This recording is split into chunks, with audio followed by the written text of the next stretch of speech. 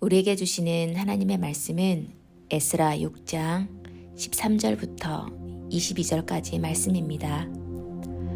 다리오 왕의 조서가 내림에 유브라데 강 건너편 총독 단느데와 스달보스네와 그들의 동관들이 신속히 준행하니라. 유다 사람의 장로들이 선지자 학개와 이또의 손자 스가랴의 권면을 따랐으므로 성전 건축하는 일이 형통한지라.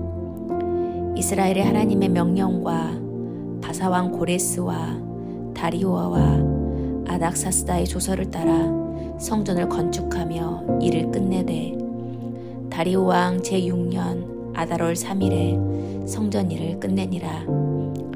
이스라엘 자손과 제사장들과 레위 사람들과 기타 사로잡혔던 자의 자손이 즐거이 하나님의 성전 봉헌식을 행하니 하나님의 성전 봉헌식을 행할 때에 수소 100마리와 순양 200마리와 어린 양 400마리를 드리고 또 이스라엘 지파의 수를 따라 순염소 12마리로 이스라엘 전체를 위하여 속죄제를 드리고 제사장을 그 분반대로 레위 사람을 그 순차대로 세워 예루살렘에서 하나님을 섬기게 하되 모세의 책에 기록한 대로 하게 하니라. 사로잡혔던 자의 자손이 첫째 달 14일에 유월절을 지키되 제사장들과 레위 사람들이 일제히 몸을 정결하게 하여 다 정결함에 사로잡혔던 자들의 모든 자손과 자기 형제 제사장들과 자기를 위하여 유월절 양을 잡으니 사로잡혔다가 돌아온 이스라엘 자손과 자기 땅에 사는 이방 사람의 더러운 것으로부터 스스로 구별한 모든 이스라엘 사람에게 속하여 이스라엘의 하나님 여호와를 찾는 자들이 다 먹고 즐거움으로 이레 동안 무교절을 지켰으니 이는 여호와께서 그들을 즐겁게 하시고 또 아수르 왕의 마음을 그들에게로 돌려 이스라엘의 하나님이신 하나님의 성전 건축하는 손을 힘있게 하도록 하셨음이더라. 아멘.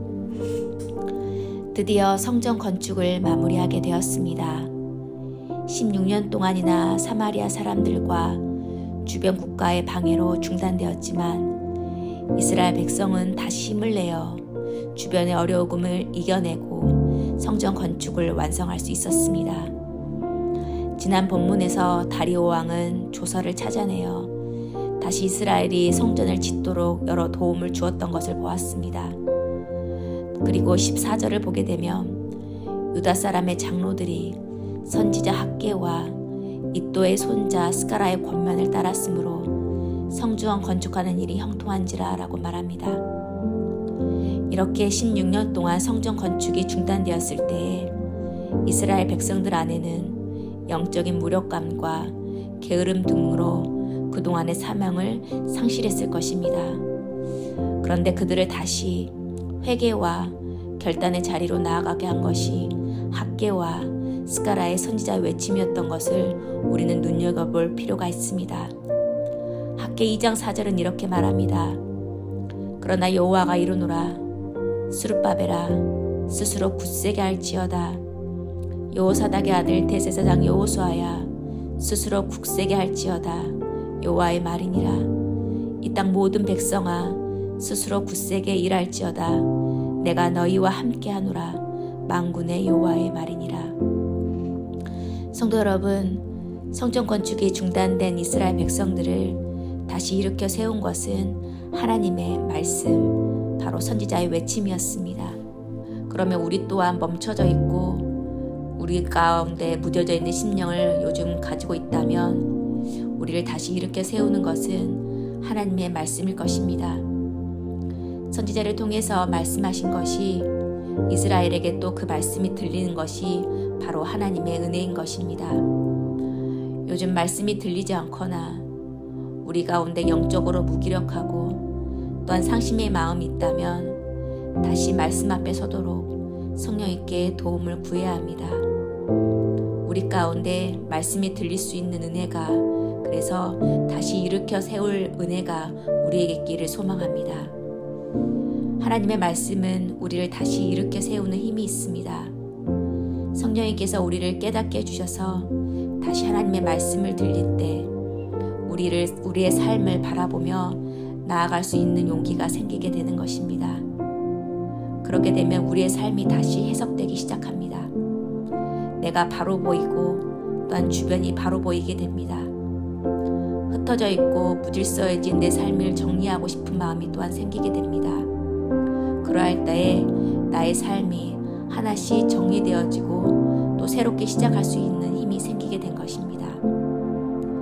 또한 내 상황을 살펴보면 어쩌다 보니 우연처럼 상황이 벌어진 것처럼 보이는 일도 우리가 성령께서 깨닫게 해주시고 또 우리에게 믿음의 눈이 생기게 되면 하나님의 계획하심으로 우리가 볼 수 있습니다.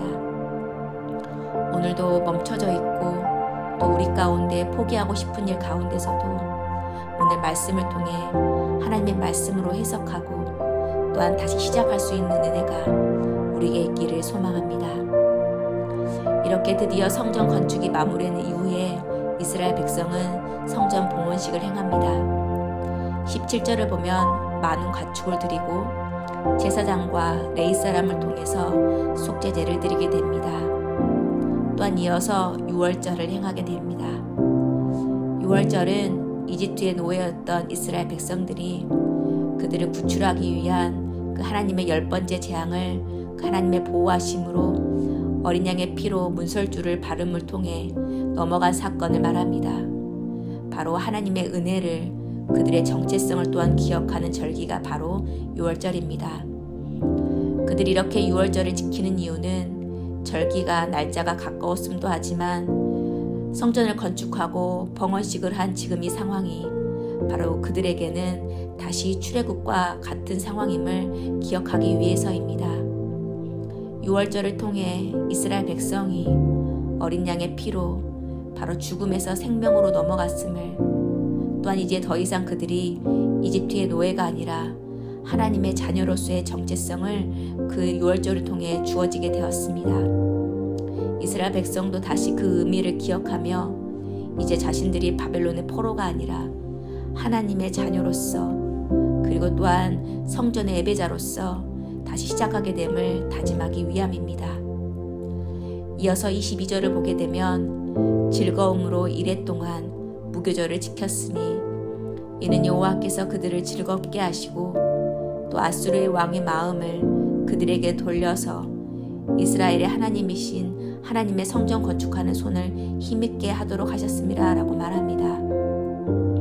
이스라엘 백성이 제사로 드린 이 제물을 함께 나눠 먹는 화목제임을 통해 그들은 다시 우리들이 공동체임을 하나님 안에서 하나임을 확인했습니다. 이렇게 함께 제사를 드리고 또 음식을 함께 나눠 먹음이 그들에게 기쁨이 된 것입니다. 이렇게 성전 건축과 함께 예배드리고 또 함께 식사의 교제를 통해 이스라엘 백성들은 영적으로 새롭게 시작할 수 있는 힘을 얻게 되었습니다. 바로 예배가 기쁨이고 축제와 같음을 말씀을 통해 보여주고 있는 것입니다. 이 모든 것이 누가 시켜서 하는 것이 아니라 자발적으로 또 사명감으로 행했을 때 이 모든 것이 즐거움과 보람이 됨을 오늘 말씀은 보여주고 있습니다. 성도 여러분, 이처럼 예배는 자발적으로 하나님께 내 자신을 드리는 것입니다. 억지로가 아니라 감사함으로 또한 즐거움으로 나아갔을 때 우리가 기대했던 것보다 더 큰 것으로 하나님께서는 우리에게 허락함을 또한 말씀을 통해 기억하길 바랍니다. 혹시 그동안 중단되어서 또 포기하고 싶은 일이 우리 가운데 있으십니까? 다시 새롭게 시작할 수 있는 힘이 바로 예배로부터 얻어지기를 소망합니다. 그래서 예배 안에서 기쁨과 다시 시작할 수 있는 그런 또한 새 힘과 또 감사의 은혜를 맛보아 경험하여서 다시 삶의 예배자로 설 수 있기를 예수님의 이름으로 축복합니다. 함께 기도하겠습니다. 하나님 감사합니다. 말씀을 통해 주변의 방해에도 하나님의 계획은 반드시 이루어져 감을 보게 하시니 감사합니다. 하나님, 우리에게도 하나님께서 주신 비전과 또한 사명이 있다면 중간에 여러 어려운 상황과 문제가 발생한다 할지라도 포기하지 않도록 도와주시옵소서. 또한 우리가 예배 가운데 하나님께 주신 기쁨을 회복하고 감사함으로 또한 삶이 예배자로 세워져서 섬김과 헌신의 자리로 나아갈 수 있도록 도와주시옵소서. 예수님의 이름으로 기도합니다. 아멘.